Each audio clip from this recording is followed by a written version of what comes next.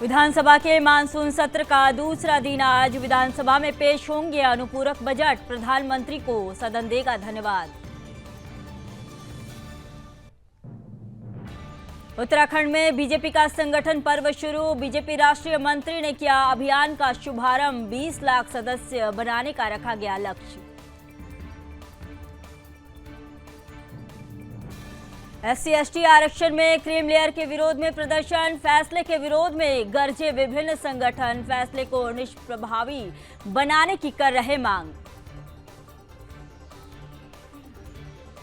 मौसम विभाग ने जारी किया भारी बारिश का अलर्ट। 8 जिलों में भारी बारिश की चेतावनी। लोगों से सतर्कता बरतने की अपील।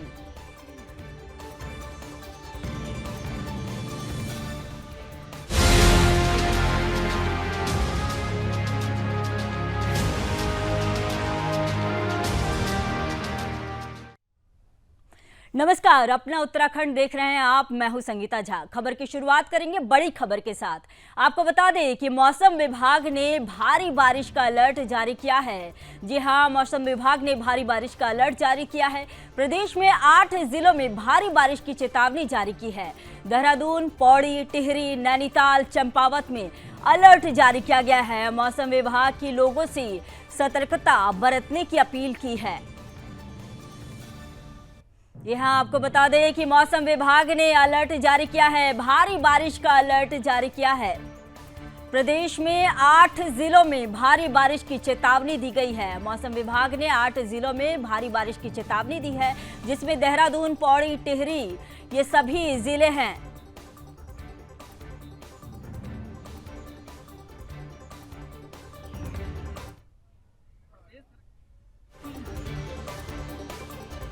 मौसम विभाग ने भारी बारिश का अलर्ट जारी किया है। मौसम विभाग ने 8 जिलों में भारी बारिश की चेतावनी दी है, जिनमें देहरादून, पौड़ी, टिहरी, नैनीताल, चंपावत में अलर्ट जारी किया गया है। मौसम विभाग के लोगों से सतर्कता बरतने की अपील की गई है।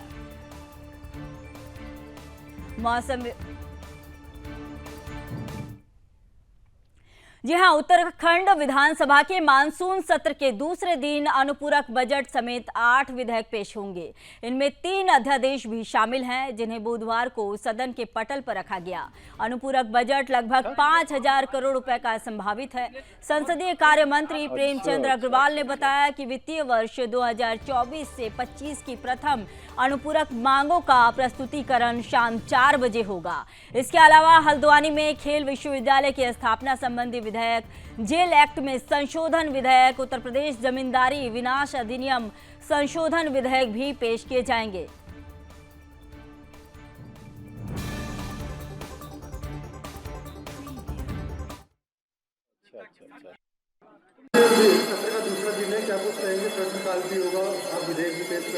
देखिए, आप जानते हैं कि आज बहुत महत्वपूर्ण दिन है विधानसभा सत्र के लिहाज से। आज 8 विधेयक टेबल किए जा रहे हैं, जिसमें अनुपूरक बजट भी है। प्रश्नकाल चलेगा। उम्मीद कर रहा हूँ हमारे माननीय सभी विधायकगण इसमें बहुत गंभीरता से भाग लेंगे और सरकार उसके लिए तैयार है। विपक्ष विरोध भी कर रहा है, बाहर धरने में बैठे हुए जो विपक्ष का काम, आज कोई मुद्दा तो उनके पास है नहीं, तो यदि वो कुछ इस प्रकार का विरोध करें तो नाम ही विरोधी दल है, तो विरोध तो करेंगे ना।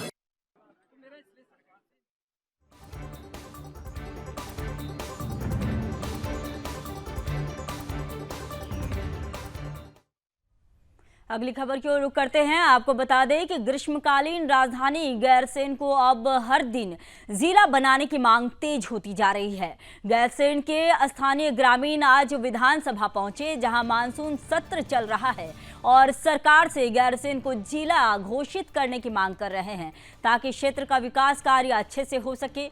इस दौरान सुदर्शन न्यूज के ब्यूरो चीफ कृष्णा कुमार ने लोगों से बातचीत की। इस दौरान लोगों ने क्या कुछ कहा, आप भी सुनिए।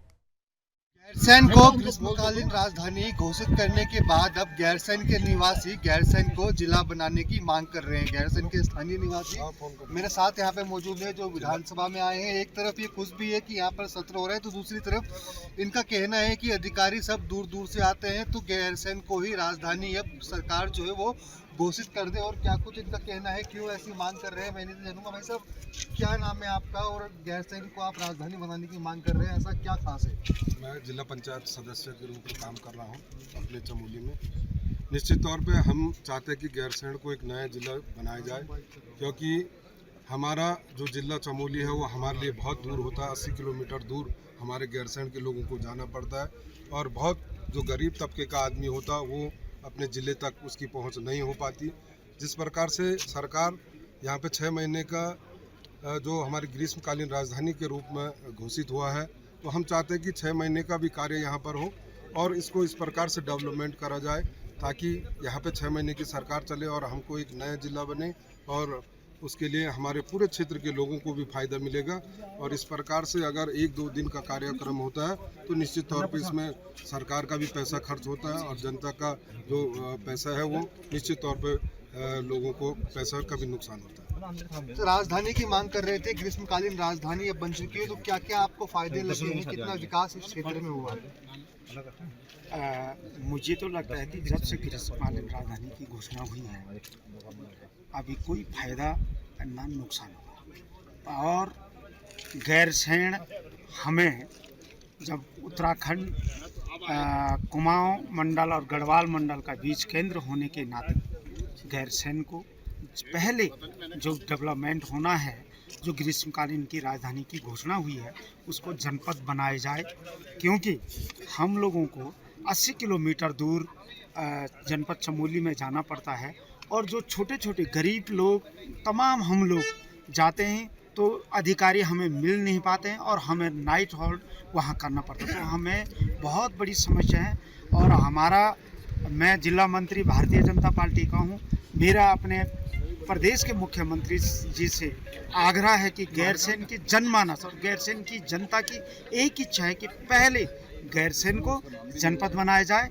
आंदोलनकारियों का भी आरक्षण को लेकर सरकार ने बड़ी सौगात दी है, इस पर क्या कहेंगे आप? जी, बहुत अच्छा किया आंदोलन, क्योंकि ये राज्य जो है हम आंदोलनकारियों की ही मदद बना है, और मैं भी एक राज्य आंदोलनकारी रहा हूँ, तो मैं इसके लिए जो है मुख्यमंत्री जी का बहुत धन्यवाद देता हूँ कि उन्होंने 10% जो है राज्य आंदोलनकारी को क्षैतिज आरक्षण दिया है। इसी के साथ साथ हम ये चाहते हैं कि हम सब लोग यहाँ पर जो है गैरसैंण के लोग हैं, जनप्रतिनिधि लोग हैं जो इस क्षेत्र का प्रतिनिधित्व कर रहे हैं, हम चाहते हैं कि गैरसैंण को अलग से प्रशासनिक इकाई बनाया जाए, गैरसैंण को अलग से जिला बनाया जाए, ताकि जो हमारी ग्रीष्मकालीन राजधानी है उसकी प्रशासनिक व्यवस्था सुदृढ़ हो सके। तो बिल्कुल देखिए, ये स्थानीय लोग थे जो विधानसभा पहुंचे हैं और यहाँ पर गैरसैंण को जिला बनाने की मांग जो है वो लगातार कर रहे हैं, क्योंकि त्रिवेंद्र रावत सरकार में गैरसैंण को ग्रीष्मकालीन राजधानी जो है वो घोषित कर दिया गया था। इसके बाद गैरसैंण को जिला बनाने की मांग जो है वो दिन ब दिन बढ़ती जा रही है। कैमरा पर्सन गौरव गुप्ता के साथ में कृष्णा कुमार, सुदर्शन न्यूज, भराड़ीसैंण, गैरसैंण।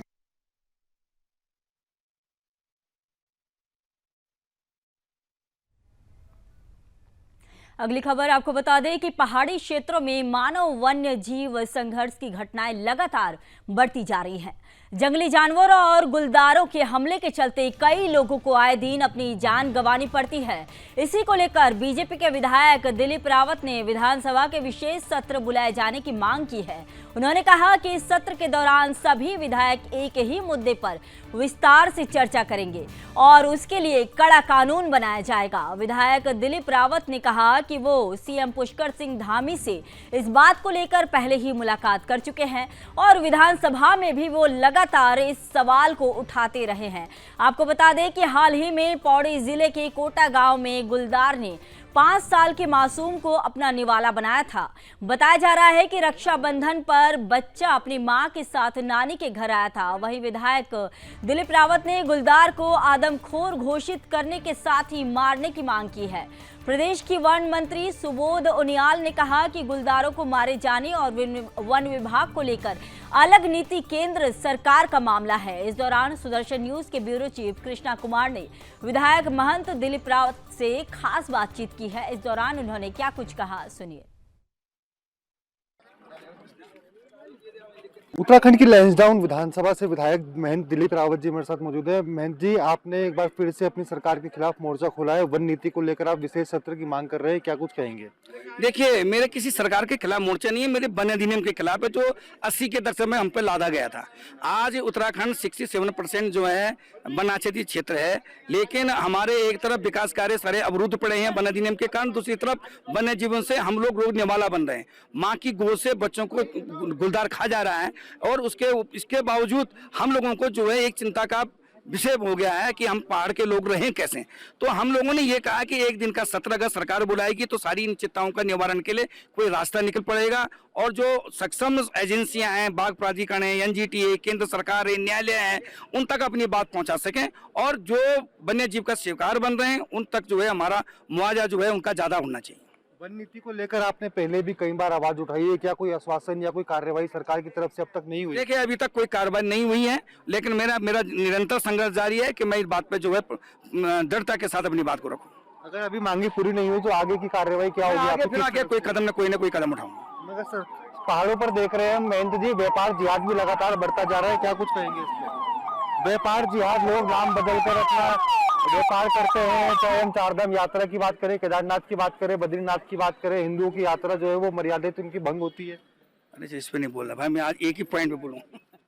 तो बिल्कुल ये थे हमारे साथ लैंसडाउन से विधायक महंत दिलीप रावत जी, जिन्होंने सुदर्शन न्यूज से खास बातचीत की। कैमरा पर्सन गौरव के साथ मैं कृष्णा कुमार, सुदर्शन न्यूज, भराड़ीसैन। बना लो भैया, रावत जी तो गाड़ी में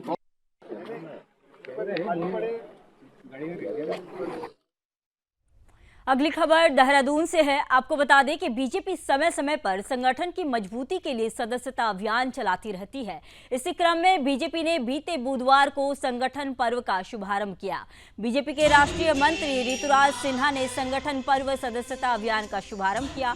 इस मौके पर बीजेपी प्रदेश अध्यक्ष महेंद्र भट्ट, प्रदेश महामंत्री संगठन अजय कुमार समेत पदाधिकारी और कार्यकर्ता मौजूद रहे। बीजेपी प्रदेश अध्यक्ष महेंद्र भट्ट ने कहा कि बीजेपी की राष्ट्रीय कार्यशाला के बाद प्रदेश की कार्यशाला आयोजित की गई। ऐसे में प्रदेश के अंदर बीजेपी के संगठन पर्व का शुभारंभ कर दिया गया है। प्रदेश स्तरीय कार्यशाला में जिलों के सदस्यता अभियान के संयोजक, सह संयोजक शामिल हुए। ऐसे में आज सभी जिलों में कार्यशाला आयोजित करने का कार्यक्रम शुरू हो जाएगा। बीजेपी शून्य स्तर से सदस्यता अभियान शुरू करती है, लिहाजा बीजेपी के सभी सदस्य दोबारा सदस्य बनेंगे। साथ ही उन्होंने कहा कि पिछली सदस्यता अभियान के दौरान 16 लाख लोगों को सदस्य बनाया गया था। इस बार 20 लाख सदस्य बनाने का लक्ष्य रखा गया है।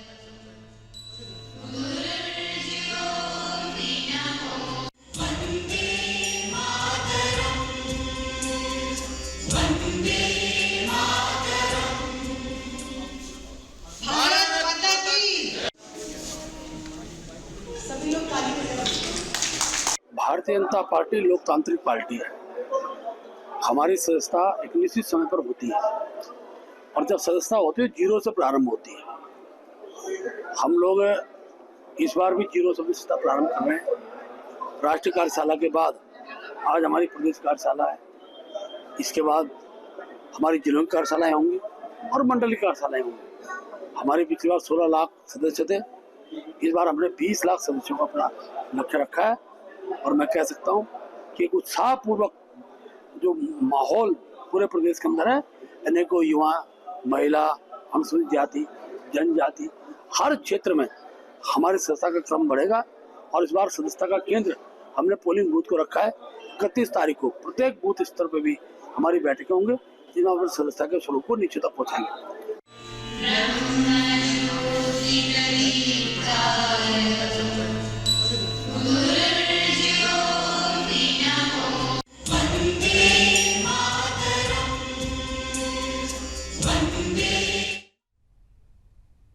अगली खबर की ओर रुख करते हैं। आपको बता दें कि जनपद टिहरी गढ़वाल के देवप्रयाग विधानसभा के कीर्तिनगर विकासखंड के गांव कोटी डूरसिर का जूनियर हाई स्कूल अपनी बदहाली का रोना रो रहा है।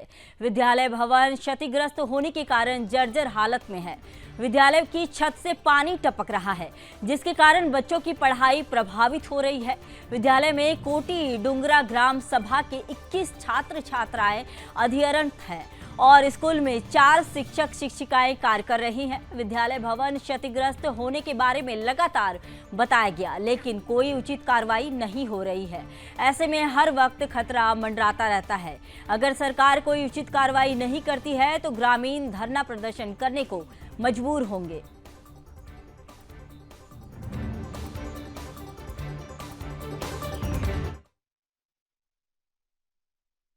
कोटी से हूँ और मैं यहाँ अपने विद्यालय के बारे में कुछ बोलना चाहती हूँ कि हमारे यहाँ स्कूल छोटे छोटे बच्चे आते हैं घर से सुबह। आजकल यहाँ बारिश का मौसम है और यहाँ स्कूल की स्थिति इतनी बेकार है कि यहाँ आने में भेजने में बच्चों को बहुत डर लग रहा है।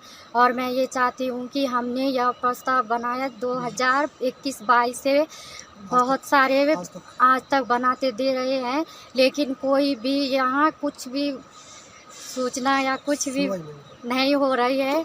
और मैं ये चाहती हूँ कि यहाँ स्कूल की स्थिति बहुत ही ज़्यादा गंभीर है। यहाँ कभी भी कोई भी अनहोनी हो सकती है, इसके जिम्मेदार कौन रहेगा।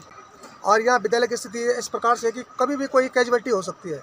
किसी की बच्चा भी वहाँ पे मतलब जो है गुरुजी, हमारे जो गुरुजी भी हैं वो भी डर डर के वहाँ पे बच्चों को पढ़ा। कृपया इसमें संज्ञान लीजिए और इस स्कूल के बारे में सोचिए। यहाँ पे छात्र संख्या भी बहुत बढ़िया है, बच्चे भी पढ़। जिस सरकार से यही मांग रहेगी कि कृपया इस विद्यालय को यथावत तो तुरंत इसको सही करवाएं और इसको ठीक बनवाएं। हमारे बच्चे पढ़ते हैं और विद्यालय की जो है बहुत बुरी स्थिति है, मतलब बुरी से बुरी स्थिति है। आप खुद देख सकते हैं कि अंदर जो है कि बच्चों को बैठने के लिए नहीं है। और कभी भी कोई तत्काल कार्रवाई नहीं करेगी तो हम भूख हड़ताल में बैठने के लिए तैयार हैं, क्योंकि हमारे छोटे बच्चे हैं और कभी कोई घटना हो जाएगी इसके लिए ये कोई भी देख सकता है। ये नहीं है कि ये कोई वो है छुपा हुआ नहीं है, इसको कोई भी देख सकता है। और देख के आप खुद यही मांग है सर कि इसको अति शीघ्र बनाने की कष्ट करें।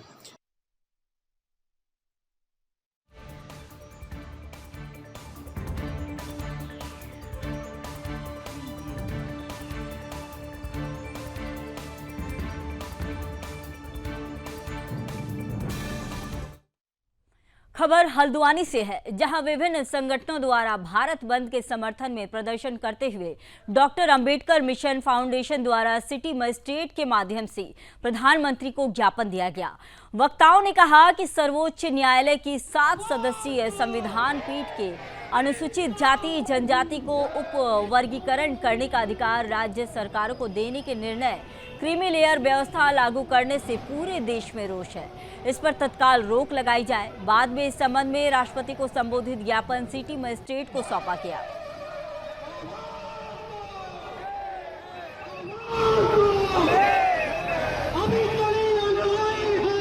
प्रदर्शन में मुझे जो है माननीय प्रधानमंत्री भारत सरकार को एक ज्ञापन प्रेषित किया है मेरे माध्यम से।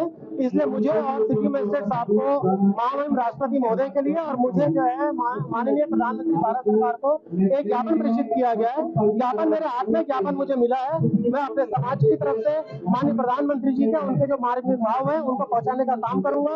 माननीय मुख्यमंत्री जी इसके माध्यम से उसको पहुँचाने का काम करेंगे। भारतीय जनता पार्टी परिवार पूरे ढंग से इसे सारे विषय को लेकर संवेदनशील है।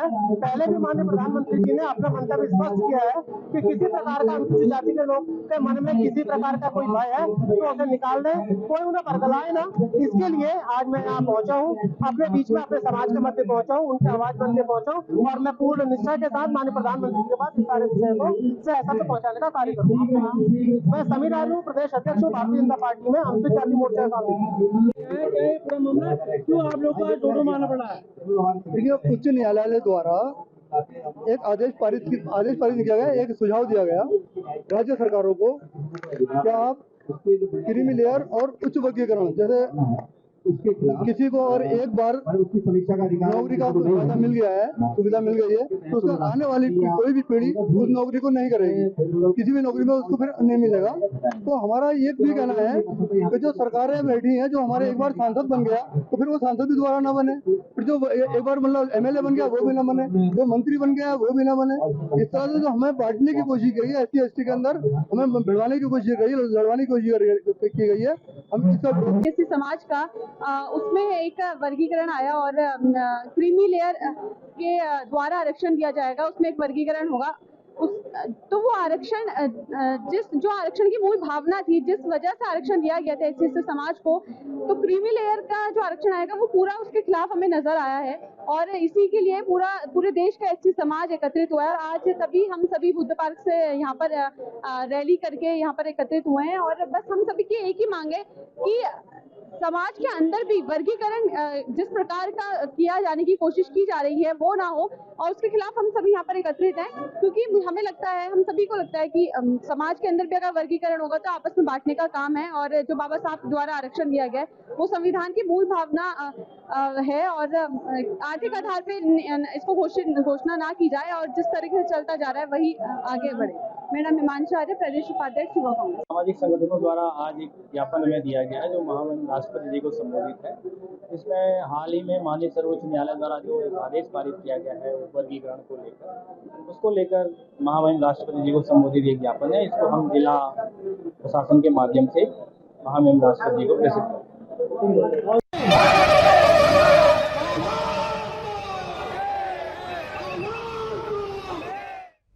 अगली खबर खटीमा से है। आपको बता दें कि सर्वोच्च न्यायालय द्वारा अनुसूचित जाति और जनजाति में आरक्षण निरस्त करने के आदेश दिए हैं, जिसको लेकर पूरे देश में एससी और एसटी समाज द्वारा भारत बंद का आह्वान किया गया। वहीं इसका असर खटीमा में देखने को मिला, जहां अनुसूचित जाति जनजाति के लोगों ने सैकड़ों की संख्या में उपस्थित होकर केंद्र सरकार के खिलाफ रैली निकाली और साथ ही केंद्र सरकार के खिलाफ नारेबाजी की। वहीं उनका कहना था कि 1 अगस्त 2024 को सर्वोच्च न्यायालय द्वारा अनुसूचित जाति जनजाति के आरक्षण को निरस्त करने का निर्देश है, तो वहीं उप जिला अधिकारी खटीमा के माध्यम से राष्ट्रपति को इसके विरोध में ज्ञापन सौंपा गया।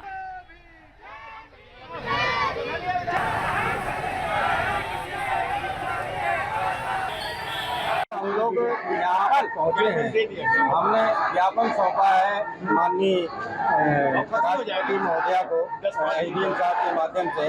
उसमें हमारी मांग है कि माननीय सुप्रीम कोर्ट द्वारा 1 अगस्त 2024 को एक निर्णयादेश जारी किया गया था कि एससी एसटी समाज ने जो आरक्षण की व्यवस्था हमको बाबा साहब द्वारा संविधान में प्रदत्त की गई है, उसमें जो है वर्गीकरण और क्रीमी लेयर की जो व्यवस्था की गई है, हमने उसके विरोध में आज ये प्रदर्शन किया है और ज्ञापन सौंपा है कि हमने ये मांग की है कि आगे सत्र बुला करके अनुसूची 9 में संसद में अनुसूची 9 में जो है इसको पारित करा करके और जो यथास्थिति है हमारे आरक्षण की उसको जो है रहने दिया जाए। इसके साथ किसी प्रकार की छेड़खानी न की जाए, क्योंकि अभी तक आरक्षण पूर्ण रूप से तो लोगों को मिल भी नहीं पाया है, एससी एसटी के लोगों को, क्योंकि राज्य सरकारों ने वैसे भी आरक्षण को तोड़ मरोड़ करके लागू कर रखा है। जो केंद्र में 15% एससी को और 7.5% एसटी को है, लेकिन वो राज्यों में वैसे भी नहीं लागू है। जनसंख्या के आधार पर पहले की 2011 की जनसंख्या के आधार पर उस आरक्षण को जो है दिया गया है। हम तो ये भी मांग कर रहे हैं कि पुनः जनसंख्या जातिगत जनगणना करा करके आरक्षण को जो है उस हिसाब से निहित किया जाए कि भाई जितनी संख्या बारी उतनी उसकी हिस्सेदारी। पूरा प्रकरण ये है, आपको सर्वविदित है, पूरे देश में व्याप्त है कि सुप्रीम कोर्ट ने आरक्षण समाप्त करने के लिए भारत की सरकार को अध्यादेश जारी किया कि इसमें आप निर्णय लें। लेकिन ये सुप्रीम कोर्ट में जो अपीयर हुए थे वो भाजपा के सांसद हैं, जिन्होंने जाकर के सुप्रीम कोर्ट में अपीयर हुआ और उसके खिलाफ आदेश की कॉपी ला करके सरकार को दी है। हम इसका विरोध करते हैं और हमारा आरक्षण एज इट इज रहना चाहिए। हमारे आरक्षण में ये थोड़ी दे रहे हैं, ये तो हमारे बाबा साहब ने दिया है और बाबा साहब के दिए हुए में छेड़छाड़ करेंगे, हम मर मिटने को तैयार हैं, इसमें कोई दो राय नहीं है। तो आज लगभग और कौन से चेंज की बात की जा रही है? कौन चेंज के क्या मतलब? जैसे ओबीसी का, एससी एसटी ओबीसी का चेंज करने की बात आ रही है, उसमें विशेषकर एससी का किया जा रहा है। एससी को क्रीम लेयर करके उसमें आपस में फूट डालने का प्रक्रिया बनाई जा रही है, वो हम नहीं होने देंगे।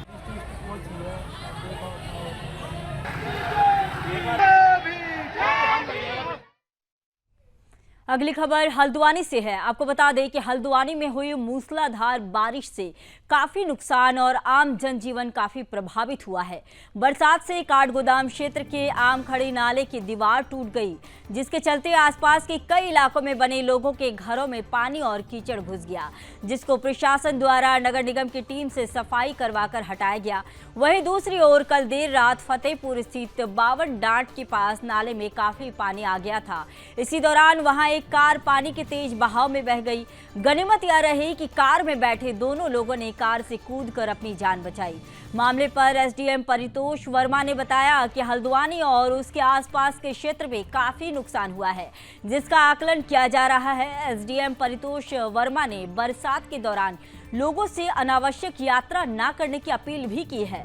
उन्होंने कहा कि जब नदी, नाले और रपटे तेज रफ्तार में चलते हैं तब कोई भी अनावश्यक रूप से यात्रा न करे।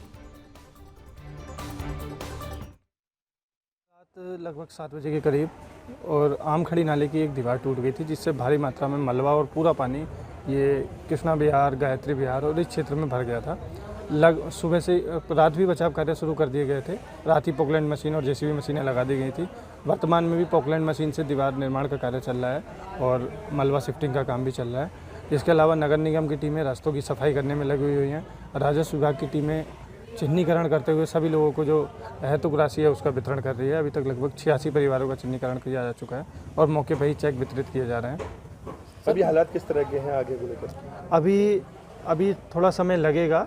लगातार काम चल रहा है। पोकलैंड मशीन से जो पुश्ता है उसको बनाया जा रहा है। अब हालात कंट्रोल में है।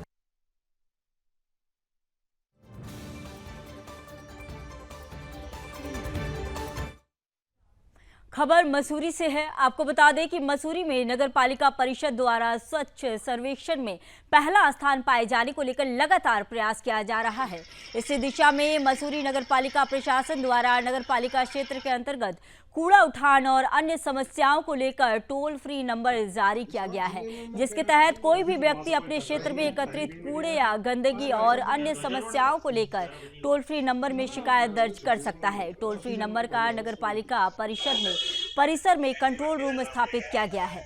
मसूरी नगर पालिका परिषद के अधिशासी अधिकारी राजेश नैथानी ने बताया कि नगर पालिका प्रशासन द्वारा जिला अधिकारी के निर्देशों के बाद कूड़ा उठान और अन्य समस्याओं को लेकर टोल फ्री नंबर जारी किया गया है, जिसका कंट्रोल रूम नगर पालिका में स्थापित किया गया है, जहां पर सुबह 6 बजे से रात 11 बजे तक शिकायत दर्ज की जाएगी।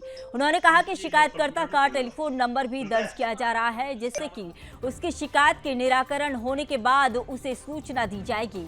उन्होंने यह भी कहा कि कूड़ा उड़ान को लेकर जारी टोल फ्री नंबर को लेकर पूरे शहर में होर्डिंग्स और बैनर लगाए गए हैं। उन्होंने आगे कहा कि मसूरी को स्वच्छ सर्वेक्षण में पहला स्थान दिलाए जाने के लिए सभी लोगों की सहभागिता जरूरी है। इसी को लेकर कूड़े के निस्तारण को लेकर विभिन्न योजना के तहत कार्य किया जा रहा है। मसूरी आईडीएससी बिल्डिंग के पास एमआरएफ सेंटर बनाया गया है।